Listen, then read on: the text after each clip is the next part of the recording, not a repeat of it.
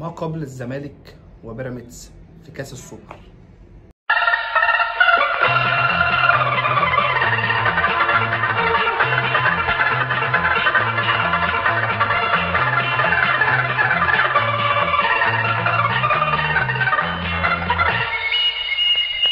بسم الله الرحمن الرحيم. اللهم صل وسلم وبارك على سيدنا محمد عليه افضل الصلاه والسلام.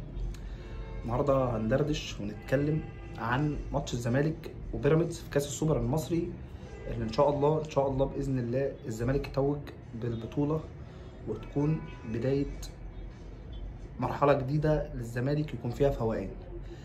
بسم الله. هنتكلم بقى شويه عن بيراميدز. الزمالك هندردش عنه لكن احنا عارفينه بنسبه كبيره، وطبعا بيراميدز غني عن التعريف. يعني في بيراميدز فريق دلوقتي عنده يمتلك لعيبه كبيره قوي. فانت الماتش ده اكتر ما هو فني هيكون نفسي.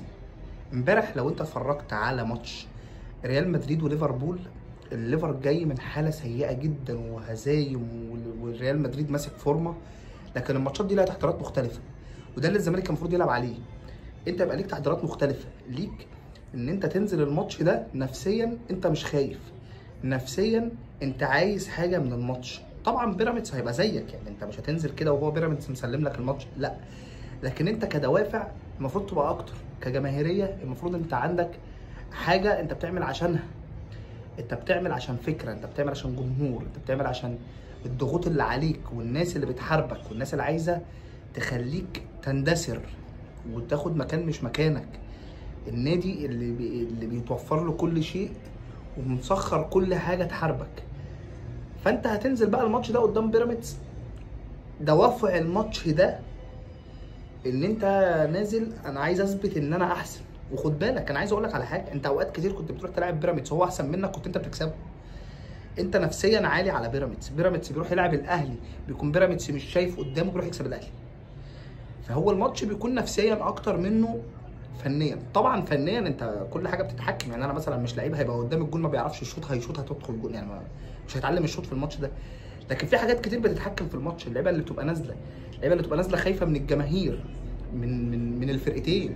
انت ممكن يكون عندك لعيبه، انت عندك في فرقتك خايفه من الجماهير، فدي لعيبه نفسيا بتبقى نازله مش رجلها مش شايلاها. لعيبه بيراميدز نفس الكلام، ممكن لو لعيب نازل خايف من الجماهير رجله ما تشيلوش، فده هيبقى في حالتك انت. لو انت لعيبك انت اللي خايف فدي مش في صالحك، لكن في حاله بيراميدز دي في صالحك. فانت عايز تنزل الماتش ده، انا عايز احقق حاجات كتير، حاجات تثبت لنا ان انا لسه، ان انا موجود.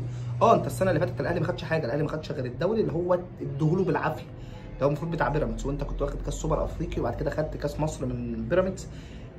مؤخرا انت واخد بطوله من بيراميدز، واخدها ضربات جزاء، بس هو لو كان كسبها منك ما كانت هتبقى ضربات جزاء برضه. لكن انت لعبت وخدت منه بطوله في الملعب، واخد سوبر افريقي قبليها من الاهلي، خسرت من الاهلي السوبر المصري او كان السوبر المصري، وانت ببلنتي لو شيكابالا دخل حطها كسبت. فانت مش كارثي، انت مش كارثي، لكن انت نفسيا وحش. هتنزل قدام الماتش ده، انا عايزك تنزل بالتشكيله العاديه، احمد عبد الرؤوف يعمل العادي.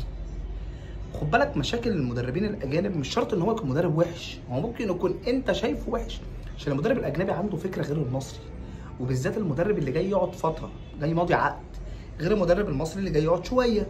ازاي؟ انت قلت على فيريرا، واحنا كلنا قلنا على فيريرا عنده كوارث. المدرب الاجنبي بيكون جاي بيبني لقدام، انا راجل جاي ماضي عقد سنتين ثلاثه هبني لقدام، فبالتالي انا بنفذ افكار حتى لو ما نجحتش انا مصر ان انا انفذ حاجه. المدرب المصري بالعكس بقى، وبالذات لما بيكون جاي هو عارف مرحله انتقاليه شهر شهرين، هو بيجي يعمل البيزك، هو مش جاي يبني لك طوبه على طوبه، هو جاي يرقع. انا جاي ارقع، بعمل بس اللي هو بسيب، يعني اللي هو ايه، مش عارف اشرحها لك ازاي، بس اللي هو انا باشا جاي اعمل العادي واخد نقطتين واخد نقطه واخد 3 نقط واكسب ماتش كاس، على بحاول اعدي بالعادي عشان انا مش فارق معايا بعد شهرين هيحصل ايه. لكن المدرب الاجنبي هو بيبني لنفسه لقدام، فبالتالي ايه، هو ممكن الفكره بتفشل بس هو مش فارقه معاه، هو مكمل. انا بلعب لحاجه معينه، انا ماليش دعوه انتوا شايفين ايه. فخلينا نخلص من قصه فيريرا مشي، فترته راحت. معانا احمد عبد الرؤوف، مدرب شاب، مدرب دارس، مدرب كويس هو نفسه عنده افكار. طبعا كل الناس بتبقى دارسه، لكن في واحد عنده افكاره وعنده بقى السنس بتاعه. فاحمد عبد الرؤوف كويس، مدرب كويس، انا مش هقدر احكم عليه. انا بس مش عايز منه غير التركيز في ماتشين السوبر. تركيز في ماتشين السوبر، انا مش عايز حاجه تاني. انا في ماتشين السوبر انزل الاعب بيراميدز مش خايف. وخد بالك بنسبه كبيره انت هتلعب في النهائي مع سيراميكا، ده بنسبه تتخطى ال 70 80%. يعني 70% 75% انت هتلاعب سيراميكا. فانت هتبقى ماتش صعب. انت لو صعدت من بيراميدز هتروح تلعب في النهائي مع سيراميكا، ماتش صعب. سيراميكا مستقر، سيراميكا معاه مدرب كويس، مش هقول لك جامد عشان في ناس بتبالغ بالاشاده بعلي ماهر، بس هو مدرب كويس. لكن هي فرقه مستقره وعندها افراد كويسه. نكمل يا حبايب البوب. فانت خلينا برضه عشان ما نسبقش الاحداث، انت مش محتاج انك تركز في ماتش النهائي ايا كان طالع لك سيراميكا ولا الاهلي، على قد ما انت محتاج تركز في ماتش بيراميدز بقوه. الماتش بكره هيبقى ماتش فنيا في تكتيك كتير وفي تفاصيل كتير قوي، ونفسيا، وانت في حدث وملعب محترم، جماهير بيراميدز محضر، بيراميدز مستقر. ولكن انت في حته المفروض تشتغل عليه. بيراميدز جاي لك من مدعكه، محقق فوز في ماتشات كتير، ولسه واخد افريقيا، واخد سوبر، ولعب الاهلي السعودي كسبه وراجع. بس بدا رتمه يقع، دي انت لازم تشتغل عليها. بدا رتمه يقع في ايه؟ في ان هو ضغط الماتشات وقوه الماتشات خلت البدني بتاع اللعيبه وقع. فاللعيبه بدنيا مش عندها مشاكل، بدا يظهر عندها مشاكل. اللعيبه بدات شغفها يقل، هو حقق حاجات كتير، فبالتالي هو بياخد نفسه، اللعيب بياخد نفسه، ودي طبيعه يعني. فهو اخر 3 4 ماتشات بيكسب، لكن بيكسب بدرجه النجاح، بيكسب وهو تمام عديت. انت دوس على دي، ان هو كده كده الدوافع عنده هتختلف في الماتش ده. الدوافع عنده هتختلف، هو بيلاعب زمالك فده حدث، بيلاعب سوبر فده حدث، لكن هو اساسا عنده شويه تريكات وقع منه، رتمها واقع. انت دوس على دي بدنيا، انت دوس على دي. انت اصلا عندك مشاكل بدنيه بتظهر معاك الشوط الثاني، فانت حاول تتخطاها. انت لازم تتخطاها وتدوس على الاهلي فيها، وتدوس على بيراميدز فيها. لان انت لو جالك سيراميكا او الاهلي في الماتش النهائي انت هتبقى مستنزف. فانت هتبقى محتاج بقى تدوس دوسه بقى في ماتش النهائي ده، بس خليه لوقته هنتكلم فيه. انت لو جالك الاهلي او جالك سيراميكا هتبقى مستنزف. فانت ماتش بيراميدز خلينا ناخدها ستيب باي ستيب. انت لازم تلعب على دي، ان هو جاي لك شغفه قاعد، البدن بتاعه قاعد شويتين، واقع حبه، شويه حاجات كده. ماتش الكلام الفني فيه كتير اعتقد مش وقته خالص، ومين طالع ومين نازل ومين رايح ومين جاي، مفيش. ماتش حاله نفسيه بحته. وخد بالك الزمالك الايام دي بيلعب ماتشات نفسيا منها اكتر منها فنيا. يعني انت دلوقتي تحس ان انت لو عايز تتكلم على الزمالك تتكلم ما بعد الماتش على الفني، لكن قبل الماتش انت تحس انت مش عايز تتكلم على الماتش خالص. فيا حبايب السني، انت الماتش ده نفسي، بدني، فني. فنيا مؤخرا تيجي معاك مؤخرا حاله اللعيبه اللي بتيجي في ماتشات غريبه تضرب غطس. في لعيبه بتبقى عاليه، بس انت هتخاف من اللعيبه اللي واخده معاك ضربه غطس.